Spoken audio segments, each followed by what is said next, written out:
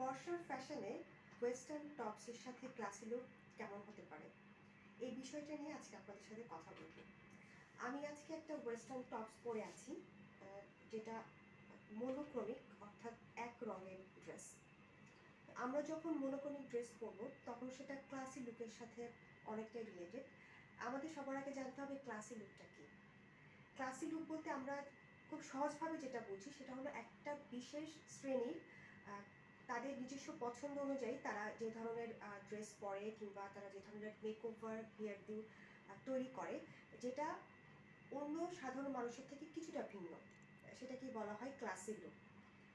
তো অনেক বছর আগে থেকে আমরা যেটা দেখি যে ব্রিটিশ রাজ পরিবারের যারা ফিমেল মেম্বার আছে তারা একটা বিশেষ ধরনের লুক তৈরি করে এবং তৈরি করে আসছে, এখনও তারা সেটা ফলো করছে বিভিন্ন ফর্মাল ইভেন্টে কিংবা ক্যাজুয়াল কোনো ইভেন্টেও তারা আসলে ওই ধরনের একটা মানে বিশেষ ধরনের একটা লুক তারা ক্রিয়েট করার চেষ্টা করে।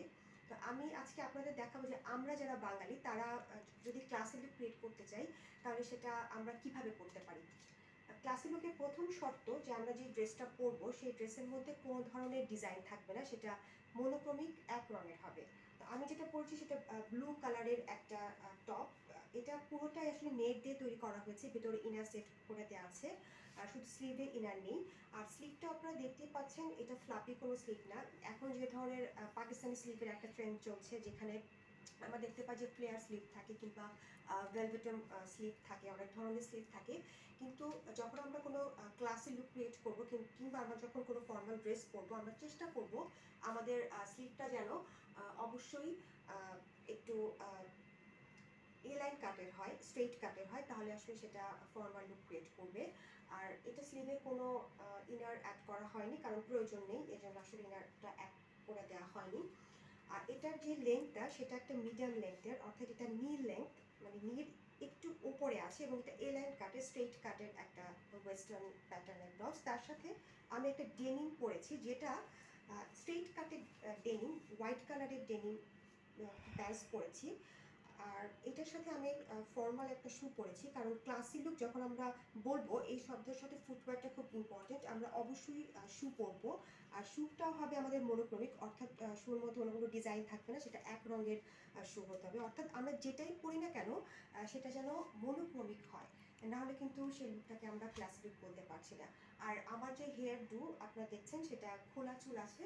আর আপনারা হেয়ারের সাথে কোনো ধরনের কোনো হেয়ার ব্যান্ড কিংবা হেয়ার পিস পরবেন না যখন ক্লাসি লুক ক্রিয়েট করবেন, তাহলে আসলে ক্লাসি লুকটা হচ্ছে ঠিকভাবে সেটা আমরা বলতে পারবো না। আর আরেকটি বিষয় হচ্ছে যে আমার যে কলারটা আপনারা দেখতে পাচ্ছেন সেটা কিন্তু একটা হাই কলার। তো ক্লাসি লুকের ক্ষেত্রে এই কলারটা আসলে অ্যাপ্রোপ্রিয়েট। আমরা চেষ্টা করবো আমরা যেন ভি কলার কিংবা রাউন্ড শেপে যে কোনো নেক আমরা পরি না কেন সেটা যেন খুব একটা ডিপ নেক না হয়, সেদিকে আমাদের আসলে লক্ষ্য রাখা উচিত। আমরা যখন ক্লাসি লুক নিয়ে কথা বলবো, আমরা যখন ক্লাসি কোনো ড্রেস ক্যারি করব, তখন অবশ্যই আমাদের একটা হাই নেকের যে কোনো কিছু পরা উচিত।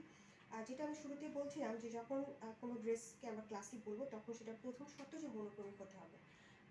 আমরা যারা ভারতবর্ষের ট্রেন্ডটা ফ্যাশন ট্রেন্ড ফলো করি, আমরা অনেক সময় দেখা যায় যে আমরা মিরর ওয়ার্ক, জারদোসি ওয়ার্ক, কারচুপি কিংবা কোনো এমব্রয়ডারি আমাদের ড্রেসের আপার পার্ট লোয়ার পার্টে থাকে।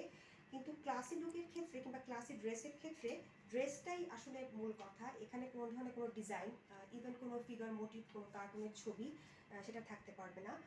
তারপর ড্রেসে কোনো রকম কোনো স্লিভ থাকতে পারবে না। স্লিভ ড্রেস নিয়ে আমি এর আগে অনেক ভিডিওতে কথা বলেছি আপনাদের সাথে। স্লিভ থাকতে পারবে না, সেই ড্রেসটা খুব সোবার হতে হবে যখন আমরা ক্লাসি ড্রেস ক্যারি করব। আর এটার সাথে আমরা যে ধরনের এক্সারসাইজ করবো, আমি যেমন একটা ক্লাসি ফিঙ্গারিং করেছি, যেটা একটা স্টোনের ফিঙ্গারিং আছে, সিলভারের মধ্যে হোয়াইট স্টোনের। আর আমি একটা ঘড়ি পরেছি, সেটাও হোয়াইট বেল্টের সাথে, ডালটা আসলে হোয়াইট। আমি এখানে শুধু দু রকমের কালার ব্যবহার করেছি, শুধু আমার ফুটওয়্যারটা একটা ব্রাউন কালারের ফুটওয়্যার আমি পরেছি। আর নেল পলিশের ক্ষেত্রে আলাদা করে কি বলবো, আমি অনেকদিন পরে ফ্রেঞ্চ কোট করলাম। ফ্রেঞ্চ কোট সম্পর্কে আপনারা অনেকেই হয়তো জানেন, আবার যারা জানেন না তাদের জন্য আমি স্পেশালি বলছি। ফ্রেঞ্চ কোটের একটা বিশেষত্ব হলো এখানে আমরা ট্রান্সপারেন্ট হোয়াইট কালারের নেল পলিশ অ্যাড করার পর টিপ অফ দ্য নেলে, অর্থাৎ আমাদের নেলের একদম উপরের অংশে আমরা হোয়াইট কালারের, সলিড হোয়াইট কালারের নেল পলিশ অ্যাড করব। তারপর উপরে আমরা একটা টপ কোট দিয়ে দিব পুরো নেল পলিশটাকে সেফ রাখার জন্য। তো আমি সেটাই করেছি।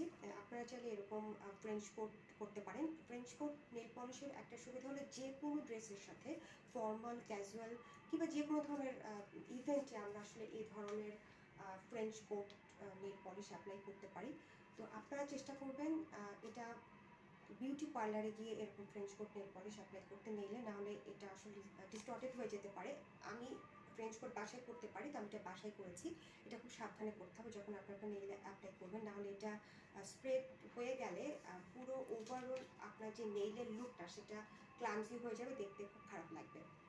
আর মেকওভারের ক্ষেত্রে আমি শুরুতে বলে দিচ্ছি যে আমি আজকে কোনো গ্লিটার, কোনো শিমার, কোনো হাইলাইটার আমার পুরো ওভারঅল ফেসে অ্যাপ্লাই করিনি।